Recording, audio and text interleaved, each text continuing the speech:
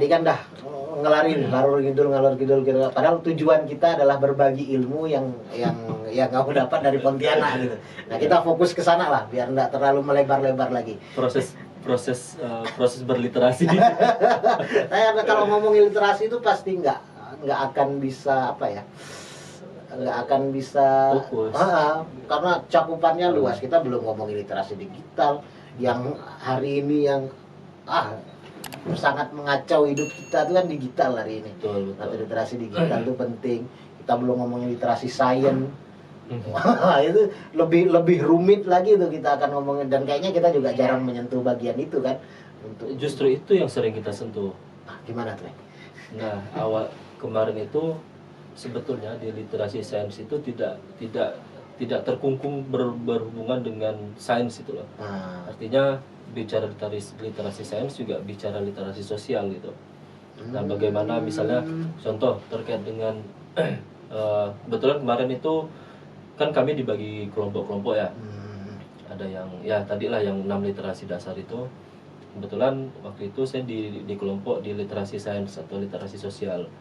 Nah, jadi di situ di kelompok kami itu ada kawan-kawan dari Kapuasulu yang punya rumah baca namanya Saung Mamasa, itu si Claudia. Kemudian ada kawan dari Seponti Kayong Utara, si Bahtiar itu dia juga lapak baca jalanan, namanya Perpustakaan Jalanan Seponti. Kemudian ada penulis buku juga di situ. Kemudian ada senior lah, yang ada satu bapak-bapak itu yang udah lumayan berumur lah di kelompok kami. Beliau punya ini taman baca masyarakat gitulah. Nah, jadi di situ menariknya saya melihat ada kawan-kawan yang memang sudah mengajarkan bagaimana sih mengajarkan riset sederhana kepada anak-anak gitu. Jadi yang kawan-kawan di Saung Mamasa itu, karena mereka anak-anak ya di sana lebih banyaknya, jadi dia mengajarkan riset sederhana tuh. Contohnya begini, mereka nanam kacang hijau untuk menumbuhkan kecambah. Nah, jadi dipraktekin tuh, nanam dulu kecambah dengan media air botol udah digunting kan, ya pemanfaatan itu lah sampah gitu kan. Jadi ditanam kacang hijau, dilihat terus tuh, misalnya setiap hari dipantau, disiram segala apa. Nah, di situ kan menurut saya itu juga salah satu praktek untuk ke literasi sains juga di situ. Nah, kemudian ada juga yang penulis buku itu berbicara kemarin terkait dengan ada kebiasaan-kebiasaan masyarakat itu yang mulai ingin dibantah ya, karena ini nih salah loh gitu. Karena dalam sains tuh begini loh Pak. Contohnya. Jadi di desa salah satu teman kami itu punya salah satu tradisi air kopi. Misalnya ada orang meninggal, air kopi ya kayak sesajen gitulah kalau orang Jawa kan.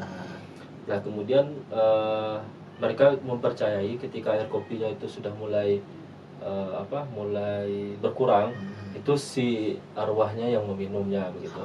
Nah, padahal itulah dijelaskan oleh teman kami itu bahwa ya dalam ilmu pengetahuan air itu lama-kelamaan juga akan menyusut karena bla bla bla bla gitu loh. Nah, jadi itu menurut saya menarik sekali ya. Ternyata kalau bicara sains sih ya enggak bisa tok-tok hanya ini loh ilmu pengetahuan. Berarti pendekatan literasi sains, saya pemahaman saya kalau sains udah sesuatu yang eksak banget, yang besar, yang penelitian atau apa gitu. Tapi ternyata literasi sains hal-hal seperti macam itu, macam matahari terbit dari timur itu kan, nah itu udah sains juga ya. Ada yang menarik sebenarnya dari kawan-kawan Seponti. Nah, ketika awal-awal COVID waktu itu kan aktivitas dibatasi kan. Sedangkan mereka itu yang ke desa-desa untuk melapak ngantuk. Memang ngomong literasi itu ngantuk ya Pak? Bukan.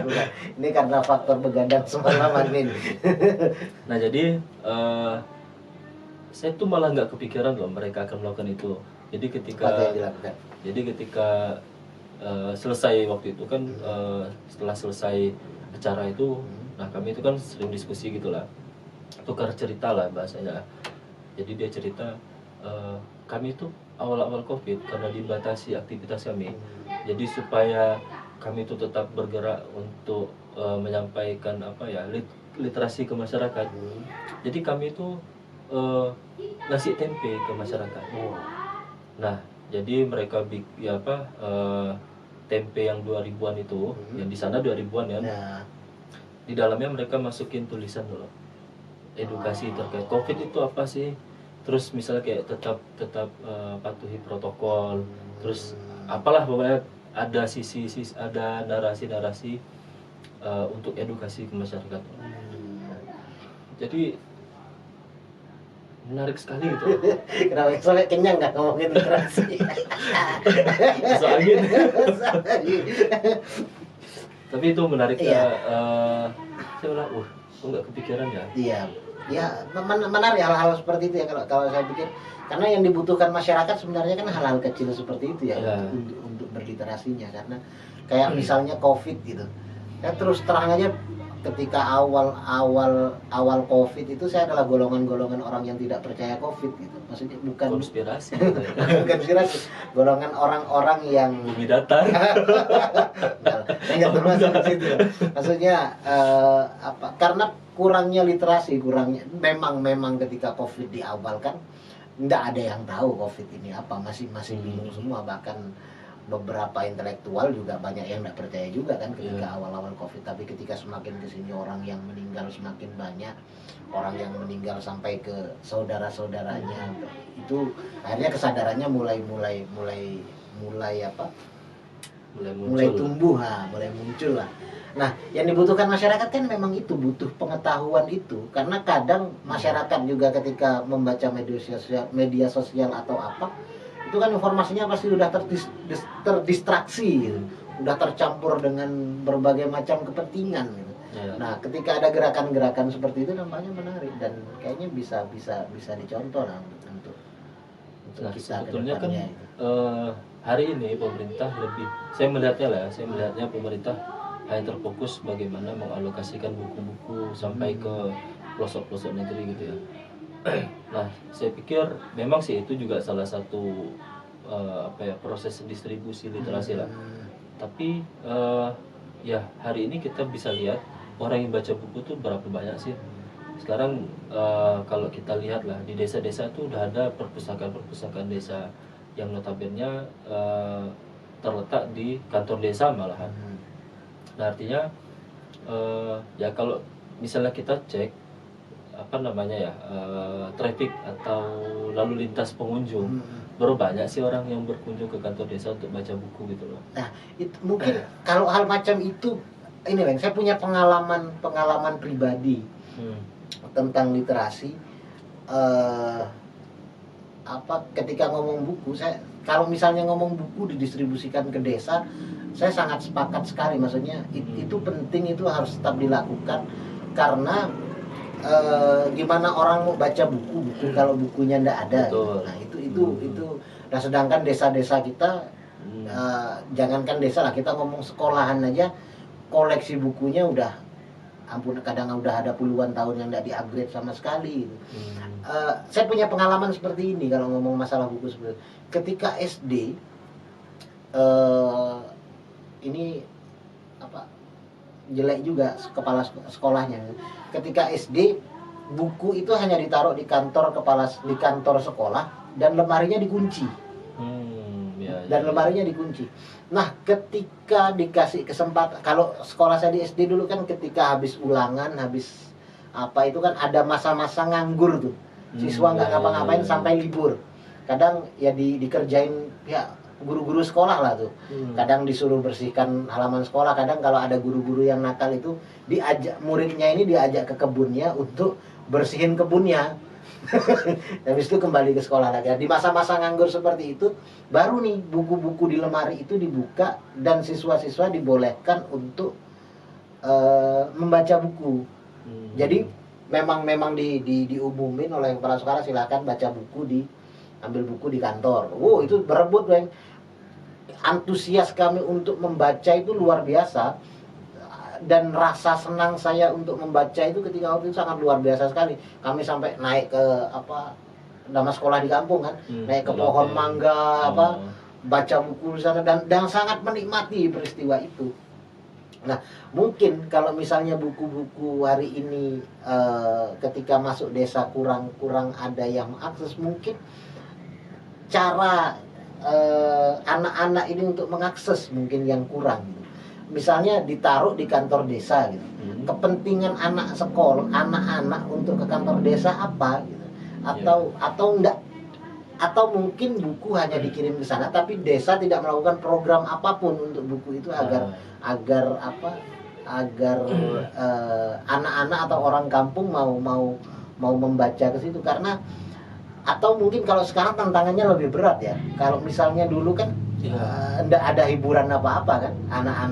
Anak-anak seumuran saya di kampung, jangankan sinyal, nonton TV aja harus berebut ke rumah kepala desa dulu. Semut ada besemut, nonton hanya. Kalau sekarang mungkin permasalahannya lebih banyak ya. Ada distraksi HP, ada dan lain sebagainya.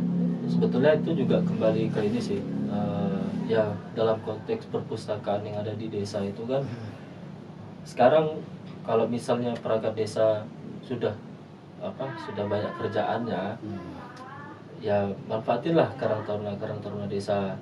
Terus kan karena saya penelitian S1 dulu kan juga terkait dengan pengelolaan alokasi dana desa ya. Di desa itu kan juga harusnya ada yang namanya lembaga kemasyarakatan desa. Nah, di lembaga kemasyarakatan itu kan nanti banyak tuh, kayak misalnya pemuda olahraga, kemudian pemuda kesenian, sampailah ke ada yang namanya Karang Taruna dan segala macam. Harusnya itu yang diberdayakan oleh pemerintah desa gitu. Bagaimana sih supaya buku-buku ini bisa bermanfaat lah, tidak hanya jadi pajangan di kantor desa. Jadi ya kawan-kawan yang Karang Taruna atau organisasi atau lembaga kemasyarakatan desa inilah yang mendistribusikan buku ini bagaimana sih supaya sampai ke masyarakat. Nah, di Sponti itu dia misalnya ngelapak nih di masjid di parkiran masjid gitu loh. Jadi ketika sore orang udah mau pulang sholat asar tuh rame di situ ngumpul mereka. Terus dia juga sambil diskusi dengan bapak-bapak, mbah-mbah malahan di sana, bicara terkait misalnya ada buku nih, penulisnya misalnya Cak Nun, ngomongin Cak Nun mereka gini. Nah, saya melihat ekosistemnya ini yang memang di kita itu yang tidak terbangun gitu loh. Harusnya ada upaya dari minimal sengaja dari orang-orang desa untuk menggerakkan buku ini terbaca gitulah. Karena ya memang ya kita sadari di desa-desa, hampir di semua desa namanya sekarang udah punya buku kan. Ada beberapa program pemerintah setiap desa ada buku, tapi nggak ada program yang gimana caranya orang mau membaca buku yang ada di situ. Nah, permasalahannya dari situ. Nah, mungkin siapa tahu pemerintah dengar juga nih. Nah, jangan hanya ngasih buku, kasih program gimana caranya masyarakat desa baca buku. Jangan hanya kasih buku, karena ini kan kita merubah habit ya, merubah kebiasaan gitu. Yang merubah kebiasaan nggak bisa kalau misalnya kita contoh lah, macam merubah kebiasaan kita dulu dari kompor minyak tanah ke kompor LPG. Luar biasa dulu, apalagi kejadian meledak-meledak. Itu kan proses literasi dan proses pemerintah gimana caranya untuk masyarakat berubah ke situ kan. Banyak nih programnya. Untuk literasi kan bukan hanya sekedar ngasih buku terus langsung permasalahan selesai. Kalau misalnya zaman dulu perubahannya hanya dikasih dah kau kasih LPG sama kompor dah selesai, enggak semudah itu gitu. Karena butuh kegiatan-kegiatan lanjutan untuk agar LPG dipakai oleh masyarakat, sampai akhirnya sekarang masyarakat ketergantungan dengan LPG kan. Ketika LPG 3 kg nggak ada, dah bingung masyarakat mau masak pakai apa gitu.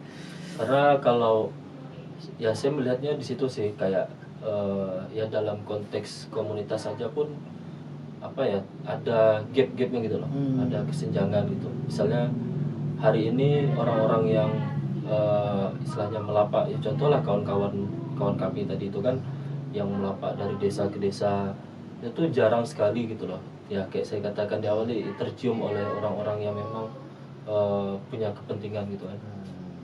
Nah sedangkan ya kita realistis aja lah Bang, meskipun bergerak di sosial, tapi kan orang-orang yang ikut kita untuk menggerakkan motor motor literasi kita ini kan juga ya perlu ada yang perlu motornya juga perlu hidup, kemudian juga mereka juga perlu ya makan. Artinya kita bukan membayar upayanya dia gitu loh, tapi lebih kepada waktunya mereka gitu. Karena sekarang lah logikanya kalau kita menyasar ke desa-desa, di Nangapiro sendiri aja ada berapa desa gitu kan. Artinya ya bukan pekerjaan yang sulit ya. Bukan pekerjaan yang mudah. Iya, bukan pekerjaan yang mudah. Salah literasi. Jadi saya pikir ya kolaborasi sangat penting lah. Karena juga saya juga ya Abang juga udah ngerasakan sendiri, kita ngadap ke dinas terkait juga ya begitu kan, tidak ada respon. Mungkin apakah memang tidak ada slotnya untuk ke hal itu, atau memang tidak ada keinginan untuk itulah ya kondisi literasi kita ya mungkin. Nah balik lagi ke kegiatan tadi nih, ini kan kita baru nyentuh dikit nih, dada melebar lagi nih. Yang mau dibagi berapa segmen ini kalau misalnya mau fokus-fokus tadi kan dibagi nih, berarti kegiatan di sana itu dibagi seperti itu kegiatannya selama 3 hari 4 hari. Maksudnya dibagi gimana tuh? Dibagi per literasi dasar. Bukan. Jadi waktu itu ada salah satu narasumber itu yang memang membuat atau membagi kelompok-kelompok gitu loh. Jadi di sesi itu aja. Nah di sesi-sesi yang lain tuh kayak misalnya edukasi atau sosialisasi lah tentang bagaimana sih cara menangkal hoax. Nah itu gimana teman? Karena terus terang saya belum mendapatkan ilmu paten untuk menangkal hoax gitu. Untuk masyarakat gimana caranya? Kalau kita tahu kan misalnya ada kabar berita hoax nih di media sosial. Ya. Kalau misalnya kita yang paham adalah mengklarifikasi berita itu. Mengklarifikasi berita itu, kita cari nih sumbernya benar atau enggak gitu. Hoax yang paling sering kan ketika ada kabar tokoh meninggal nih, sering nih, wah kita dah hidup. Tapi nah bagi masyarakat yang literasinya minim, niat dirinya untuk mengklarifikasinya tuh sulit, gimana caranya dia bisa menangkal hoax? Kalau dalam misalnya lah, kalau hoax ya berita ya, berita nih kan, berita dari media mainstream,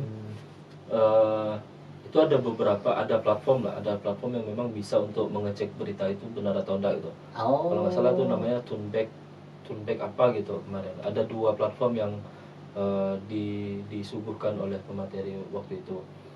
Nah kemudian ya setelah itu juga terjadi diskusi yang lumayan ini sih. Jadi saya pribadi, kalau saya pribadi ya, saya kemarin itu sempat nanya juga, kalau misalnya bicara benar atau salah itu kan memang harus ada indikator gitu Bang.